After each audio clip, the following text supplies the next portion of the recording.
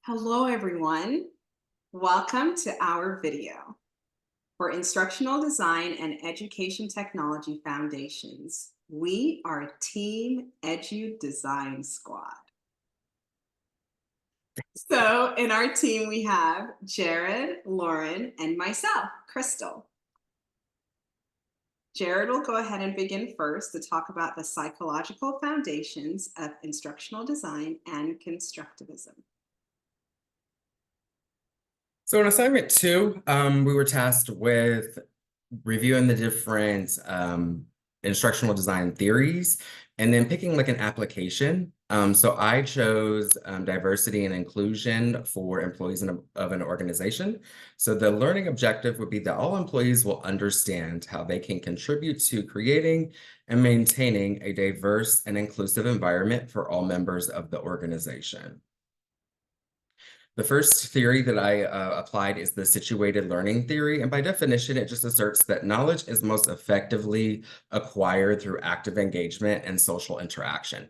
So learners begin as a peripheral participant, and then they progressively integrate into the community as they develop greater competence and experience. And so the key points here, again, just social interaction, active engagement, development of practical skills through authentic context, learning from real life situations, and then educational experiences more relevant to learners. So as you can see with the figure, it shows the participants starting as a novice, and as they gain more experience, then they go ahead and gain more competence of the subject matter. And the application in this situation, so we would want the employees to support the ERG, so the employee resource groups. So employees will participate or can participate in different ERGs that will include different simulated scenarios, role plays, and so they can understand and appreciate diverse perspectives. And then they will be encouraged to challenge any non-inclusive behavior. So they will have immersive scenarios, virtual reality experiences that can simulate situations of discrimination or exclusions, allowing employees to practice speaking up and addressing these behaviors in a safer environment, which will be included in the training modules. And then inclusive meetings. So we will want the employees to collaborate with different exercises and simulations in weekly or monthly huddles or department meetings where they will have experience leading different inclusive meetings and rotating leadership roles and using different tools to promote the democratic participation. And the second theory is constructivism. So by definition, it's a way of thinking about how people learn things, and it emphasizes active involvement in the learning process and using prior knowledge and experiences to make sense of new information. And the key points here are active learning, prior knowledge, social interaction, multiple perspectives, and learner autonomy to take control over the learning process. And to apply it to our situation, so first would be to educate. So employees will participate in required diversity and inclusion training modules that will include a diverse range of resources that includes articles, videos, podcasts, etc., that expose employees to different perspectives from employees of the company. And then for practice, employees will engage in weekly huddles and monthly department meetings that include interactive activities and role plays where they can practice using inclusive language, active listening, and empathetic communication. And for reflection, self-assessment exercises and prompts that encourage employees to examine their own biases and behaviors will be conducted through monthly prompt responses delivered through email. Facilitation of peer feedback sessions to promote continuous learning and improvement will also take place. And then to influence D&I practices, employees will be encouraged to propose ideas for improving the different initiatives within the organization. And then they can facilitate group discussions and collaborative problem-solving activities to generate and evaluate potential solutions if there's any gaps. And that concludes my portion.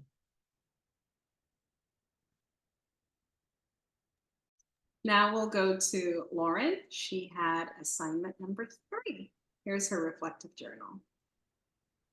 All right, so my assignment is a dive into the learning sciences.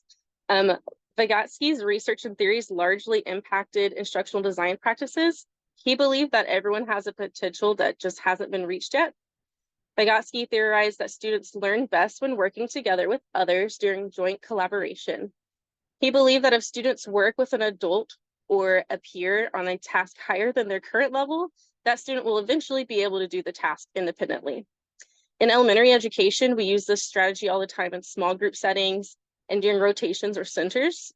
If a student hasn't quite grasped a concept yet, I will pair them up with a partner that has mastered the concept and is able and willing to assist their peer. Doing this gives confidence to not only the student that has mastered the concept, but the one that might be struggling as well.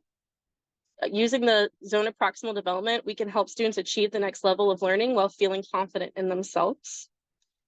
The zone of proximal development refers to the gap between what a student can achieve independently and what a student can achieve with guidance and encouragement from a skilled partner.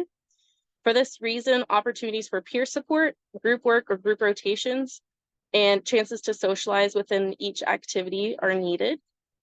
The importance of students socializing in their learning environments is further backed by Vygotsky's cultural theory, where he believes that students form cultural values, beliefs, and problem-solving strategies through social interactions with teachers and more learned peers, which could facilitate a learner's potential for learning.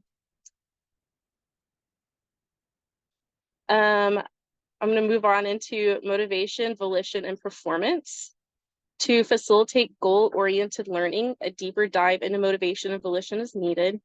Motivation is the internal process in which an individual will initiate and sustain actions or behaviors to achieve goals. It could be intrinsic or extrinsic. This is a person's desire to do something, and it is crucial to setting and achieving goals. Without the proper motivation, students are unable to achieve their zone of proximal development. Volition is the will or the desire to perform a task and the ability to remain focused on that task at hand despite distractions and obstacles. This is resilience. It's just pushing through no matter what happens. The complication arises when finding a balance between instruction and design when fulfilling the individual student's needs to stay on task while still being interested in the topic.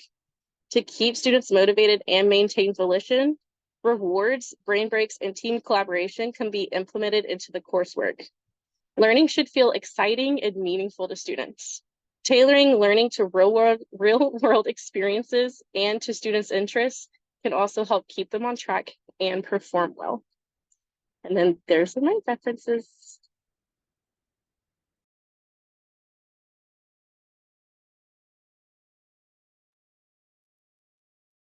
Thank you, Lauren.